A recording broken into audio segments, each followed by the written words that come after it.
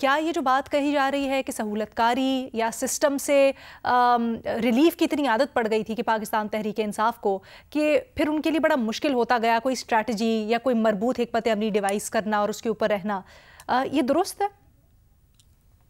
علینا دیکھیں، میری رائے میں تو سیاسی جماعتیں غلطیاں کرتی ہیں اور ایسا ہوتا رہتا ہے۔ مسلم لیگ نون کا آپ لے لیں، 2022 میں انہوں نے جو ٹکٹیں دیں بائی الیکشن کے لیے، جو ان کو بعد میں نظر آ رہا تھا کہ غلطی ہوئی، غلط ٹکٹیں دیں اور اس کا نقصان ہمیں اٹھانا پڑا، لیکن سیاسی جماعتوں میں ہوتا یہ ہے کہ وہ اونرشپ لیتی ہیں کہ یہ فیصلہ ہمارا تھا، ہم سے غلطی ہوئی اور ہم اس کو دہرائیں گے نہیں یا اس کو دیکھیں گے کہ کیا غلطیاں ہوئی تاکہ ہم اس کو درست کر سکیں۔ اس وقت پی ٹی آئی میں نظر تو یہی آ رہا ہے کہ ایسا لگ رہا ہے کہ کنفیوژن ہے کہ فیصلے لے کون رہا ہے، اور جو فیصلے لیے بھی جا رہے ہیں اس کی کوئی اونرشپ نہیں لے رہا۔ یہ بھی نہیں معلوم کہ یہ فیصلے اصل میں عمران خان صاحب لے رہے ہیں یا کوئی اور پارٹی میں لے رہا ہے۔ تو یہ جو کنفیوژن ہے یہ بار بار بہت سے معاملات میں سامنے آ رہی ہے۔ اب کل آپ کو یاد ہے میں نے بات کی کہ عاطف خان صاحب نے کہا کہ 10 حلقوں میں آڈٹ ہونا چاہیے، یہ بات علی ظفر صاحب نے بھی کی، لیکن کل ہی رات کو اسد کیسر صاحب ڈان پہ بیٹھے ہوئے تھے اور وہاں پہ انہوں نے کہا کہ یہ ان کی ذاتی رائے ہوگی، پارٹی کی پالیسی نہیں ہے یہ۔ اسی طرح جب ان سے پوچھا گیا کہ یہ جو سینٹ میں آپ نے ٹکٹیں دی ہیں سینٹ کے الیکشن کے لیے، تو اس پہ بھی وہ کچھ خاموش ہو گئے، ان کے پاس کوئی کامنٹ ہی نہیں تھا، انہوں نے کہا نو کامنٹ۔ پھر انہوں نے کہا کہ پتہ نہیں عمران خان صاحب کا یہ فیصلہ تھا بھی یا نہیں، ان سے پوچھنا پڑے گا۔ پھر ان سے یہ بھی پوچھا کہ یہ بیرسٹر گوہر صاحب جو ہے وہ چیئرمین بنے ہیں پی ٹی آئی کے، تو آپ کو لگتا ہے صحیح فیصلہ تھا؟ اس پہ بھی وہ کوئی خاص خوش نظر نہیں آ رہے تھے، اور انہوں نے کہا کہ دیکھیں اب تو وہ بن گئے ہیں۔ تو بہت سے ایسے معاملات، سینٹ کا لے لیں، ریزرو سیٹ کا لے لیں، آپ چیئرمین شپ کا لے لیں، خیبر پختونخوا میں جو کابینہ بنی ہے اس کا بھی معاملہ لے لیں، تیمور جھگڑا صاحب کچھ اور بات کہتے ہیں، کوئی اور کچھ اور بات کرتا ہے۔ ان سارے معاملات میں لگتا ہے کہ بہت زیادہ گروپس ہیں، ایک اور دو نہیں، بہت زیادہ گروپس ہیں۔ اچھا، میں یہ بات ضرور کرنا چاہوں گی کہ اکثر جب سیاسی جماعتوں پہ پوری ریاست جو ہے وہ جب ان کو ختم کرنے کی کوشش کر رہی ہوتی ہے، ان کو توڑنے کی کوشش کر رہی دیکھا ہوتی ماضی ہے، میں ہم نے پارٹی لائلٹی جو ہوتی ہے نا وہ بہت کام آتی ہے، اور وہ بلکہ کام نہیں، میں کہوں گی بہت ضروری ہوتی ہے۔ اکثر ہم بات کر رہے ہوتے ہیں ماروثی سیاست پہ اور ہم کہتے ہیں کہ شاید نہیں ہونی چاہیے، بہت سے لوگوں کی یہ رائے ہے۔ میری رائے میں پاکستان کے کانٹیکس میں ماروثی سیاست اور یہ جو پولیٹیکل ڈائنسٹیز ہوتی ہیں یہ ایک واحد سروائیول کارڈ ہوتا ہے سیاسی جماعتوں کے لیے، جب ریاست کوشش ہی یہ کر رہی ہوتی ہے کہ اس سیاسی جماعت کو توڑے، کیونکہ اگر باپ اندر چلا گیا تو بیٹی پارٹی چلا سکتی ہے، بیٹی اندر چلی گئی تو کوئی اور رشتہ دار پارٹی چلا سکتا ہے۔ ایک سٹرکچر ہوتا ہے، ٹھیک ہے وہ ایک الگ ڈیبیٹ ہے کہ ایسا ہونا چاہیے نہیں ہونا چاہیے، لیکن ایک سینٹرلائز سٹرکچر ہوتا ہے۔ آپ کو پتا ہے یہ اس پارٹی لیڈر کے رشتہ دار ہیں، یہ جیل جائیں گے اور یہی ڈائریکشن پارٹی کے لے کے آئیں گے کہ یہ ڈائریکشن ہے۔ ہم نے دیکھا مشرف کے دور میں نواز شریف صاحب جیل گئے تو ان کی اہلیہ سامنے آئی، 2017 میں نواز شریف صاحب جیل گئے تو ان کی بیٹی اور بھائی آئے، بی بی کی شہادت کے بعد آصف علی زرداری، بلاول بھٹو زرداری اور آصفہ بھٹو زرداری صاحبہ بھی جو ہے وہ سامنے آ رہی ہیں۔ اس وقت پی ٹی آئی میں میری رائے میں کوئی سینٹرل لیڈرشپ نہیں ہے، پارٹی لوئلسٹ نہیں ہے، یا وہ پارٹی لوئلسٹ جیل میں ہے یا وہ پارٹی چھوڑ کے چلے گئے ہیں، جس کی وجہ سے پارٹی کے اندر کنفیوژن ہے، اور جو رشتہ دار بھی ہیں ان کے بیٹے عمران خان صاحب کے سیاست میں نہیں ہیں، ان کی جو بہن بھی ہیں وہ اتنی پولیٹیکلی ریلیونٹ نہیں ہے، تو پارٹی دیکھے تو کس کی طرف دیکھے؟ تو میرے خیال سے ایک وجہ اس کنفیوژن کی یہی ہے کہ ایک سینٹرل سٹرکچر نہیں ہے، اور اس کی ایک بہت بڑی وجہ ظاہر سی بات ہے، ہم سب کو پتا ہے، وہ یہ ہے کہ اس پارٹی کے اوپر اس کو توڑنے کی پوری کوشش کی جا رہی ہے ریاست کی طرف سے۔ یعنی لاڈلے پن یا سہولت کاری سے زیادہ آپ قیادت کا فقدان یا اس طرح سے لیڈرشپ سامنے نہ آنا اس کو سمجھتی ہیں؟ دیکھیں میرے خیال سے بالکل، ایک تو آپ کے جو پارٹی کے ہیڈ ہیں وہ جیل میں ہیں، ٹھیک ہے، ان تک رسائی کے لیے بھی آپ کو عدالت جانا پڑتا ہے کہ ان سے آپ ملاقات نہیں کر سکتے، تو ظاہر سی بات ہے ایک کنفیوژن پیدا ہوگی پارٹی کے اندر۔ اس کو میرا نہیں خیال ہے کہ ہم اس کو کمپلیٹلی نظر انداز کر سکتے ہیں کہ اس کی بھی ایک بہت بڑی وجہ ہے کنفیوژن کی۔ فخر؟ علینا، میں پارشلی اگری کروں گا بے نظیر صاحبہ سے۔ ایک تو جو کہہ رہی ہیں کہ اس میں جو ایکسٹرنل فیکٹر ہیں وہ کم ہیں، یہ جو اپنا پارٹی کے اندر کا جو زیادہ میں سمجھتا ہوں کہ یہ ذمہ داری ہے، یہ جو موجودہ حالات ہیں ابھی پی ٹی آئی کے۔ لیکن دیکھیں، آپ کو پہلے تو پی ٹی آئی کی جو پولیٹیکل ڈائنامکس ہیں اس کو بھی سمجھنا ہوگا، اور اس کے ساتھ ساتھ جو عمران خان کیسے ڈیسیجن میکنگ کرتا ہے وہ بھی سمجھنا ہوگا، یہ جو موجودہ حالات ہیں۔ آپ کے یہ جو پی ٹی آئی کے اندر عمران خان جتنے بھی فیصلے لیتے ہیں وہ ہمیشہ سے جو میں نے آبزرو کیا ہے وہ ہی از دی ماسٹر آف کریٹنگ ڈویژن جو ہے ود ان پارٹی. جو دھڑے ہیں ان میں بھی یہ آپس میں ایک دوسرے کو لڑاتے رہتے ہیں. پھر وہ سارے جو ہے یہ اپنے جتنی بھی معاملات ہیں وہ عمران خان کے پاس لے آتے ہیں, وہ پھر پریزائڈ کرتے ہیں اور پھر ان کے جو ہے یہ اس طرح وہ ڈکٹیٹ کر کے وہ تمام پارٹی کو کنٹرول کرتے ہیں. اب یہ جو موجودہ معاملہ ہے سنی اتحاد کونسل والا, کہ اس میں ابھی تک یہ کنفیوژن ہے کہ یہ فیصلہ کس کا تھا. کوئی آپ نے شیر افضل مروت صاحب کا بھی بیان سنے, اس کے علاوہ جو علی ظفر صاحب کے بھی بیان سنے ہیں, تو یہ کسی کو بھی ابھی یہ سمجھ نہیں آ رہی کہ یہ فیصلہ دراصل ہے کس کا, کہ سنی اتحاد کونسل کے ساتھ ہم نے الحاق کرنا ہے نہ کہ یہ جو مجلس وحدت المسلمین ہے.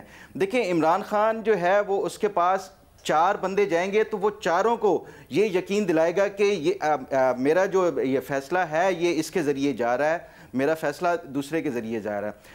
وہ علی ظفر صاحب جائیں گے, وہ ان کو کہیں گے کہ ٹھیک ہے تم یہ فیصلہ لے سکتے ہو. وہ پھر بیرسٹر گوہر جائے گا, ان کو کہیں گے کہ ٹھیک ہے تم یہ بات ٹھیک کہہ رہے ہو, یہ فیصلہ تم جا کے.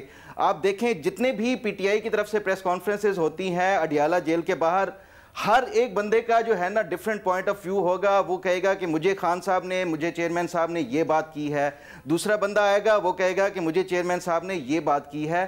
تو ایسی نہیں ہے کہ یہ جو ڈیسیجن میکنگ کا ہے یا لیڈرشپ کا فقدان ہے, یہ لیڈرشپ خود جان بوجھ کے یہ فیصلے اسی طرح کے وہ کروا رہے ہیں تاکہ جب اگر کوئی اس طرح کی ذمہ داری کسی کا تعین کرنا ہو تو وہ کسی کے اوپر ایک کے اوپر ذمہ داری کا تعین نہ کیا جائے. تو یہ عمران خان کی ڈیلیبریٹ جو ہے یہ اس طرح کی پالیسیز ہوتی ہیں, اور وہ آج سے نہیں, وہ شروع سے ہی اس طرح کے پارٹی کے اندر جو ہے وہ ڈیویژنز کریٹ کرتے ہیں, وہ گروپس کریٹ کرتے ہیں, ان کو ایک دوسرے کے خلاف لاتے ہیں اور پھر ان کی فیصلہ کر کے اپنی یہ جو ایک سپیریورٹی ہے وہ اس کا ہمیشہ سے اسٹیبلش کرتے ہیں پارٹی کے اندر بھی. تو اب بھی یہ جو فیصلہ ہے میں سمجھتا ہوں کہ نہ یہ کسی بیرسٹر گوہر کا فیصلہ ہے کہ سنی اتحاد کونسل کے ساتھ ہم نے اتحاد کرنا ہے یا مجلس وحدت المسلمین کے ساتھ کرنا ہے, یہ عمران خان ہی کا فیصلہ ہے. لیکن جو مختلف لیڈرز جا کے ان سے ملتے ہیں, اگر کسی نے یہ مشورہ دے دیا کہ سنی اتحاد کونسل بڑی اچھا ہمارے لیے آپشن ہے, عمران خان اس کو کہہ دے گا کہ ٹھیک ہے تم یہ والا جو ہے یہ جا کے اناؤنس کر دو اور ان کے ساتھ بات کرو. دوسرا جائے گا کہ نہیں سنی اتحاد کونسل نہیں, مجلس وحدت المسلمین کا فیصلہ یہ زیادہ اچھا ہے ہمارے لیے, تو عمران خان اس کو بھی گو ہے. یہ بڑی انٹرسٹنگ آبزرویشن ہے. ارشاد بھٹی صاحب آپ ہمیں بتائیے گا. میڈم شیخ, سب سے پہلے اس سوال کے سیکنڈ پارٹ پر ایک جملہ بولنا چاہوں گا کہ تنقید ہو رہی ہے کہ چونکہ لاڈلے تھے, چونکہ سہولت کاری حاصل تھی, لہٰذا سب کچھ صحیح جا رہا تھا. اب چونکہ لاڈلے نہیں رہے, چونکہ سہولت کاری نہیں رہی, لہٰذا اب سارے چیزیں الٹی جا رہی ہیں, سب کچھ الٹا جا رہا ہے. میرے تنقید کرنے والے بھائیوں بہنوں خواتین و حضرات, رمضان کی ان بابرکت ساعتوں میں چونکہ اب لاڈلے پر ناپ ہیں, چونکہ ساری سہولت کاری آپ کو مل رہی ہے, اور چونکہ آپ کے فیصلوں کا ہمارے ملک پر اثر پڑے گا, ان کے فیصلوں کا تو پارٹی پر ہی پڑے گا, آپ کے فیصلوں کا ہم جو سوا ستیہ ناس ہوئے ہیں آپ کے فیصلوں کی وجہ سے, تو اب مزید پھر آپ فیصلے چونکہ لاڈلے پر ہیں, چونکہ سہولت کاری ہے, تو چونکہ چننا کے چنانچے اچھے فیصلے کیجئے گا. میڈم شیخ, اب اس کی 4 پوائنٹس ہیں, میں تفصیل میں نہیں جانا چاہوں گا, وہ پوائنٹس آپ کے سامنے رکھتا ہوں کہ تحریک انصاف یہاں تک پہنچی کیسے, اور آج یہ جو ایک آپ سوچ رہے ہیں یا سوال رکھا ہے کہ یہ کیوں ایسا ہو رہا ہے. سب سے پہلے کسی دا دوش, کس دا دوش, میڈم شیخ یہ آپ کو شعر پہلے سنایا ہوا تھا لیکن پھر سنا رہا ہوں. کس دا دوش سی کس دا نہیں سی, کس دا دوش سی کس دا نہیں سی, اے گلاں ہن کرن دیاں نہیں, ویلے لنگ گئے توبہ والے راتاں ہو کے بھرن دیاں نہیں, جو ہویا اے ہونا ہی سی تے ہونی روک دیاں رک دی نہیں. میڈم شیخ, پہلا پوائنٹ ہے میر جعفر میر صادق سے لے کر 9 مئی تک تحریک انصاف بامقابلہ ریاست 150 سیٹیں بھی جیت جاتی تحریک انصاف تو ان کو حکومت نہیں ملنی تھی.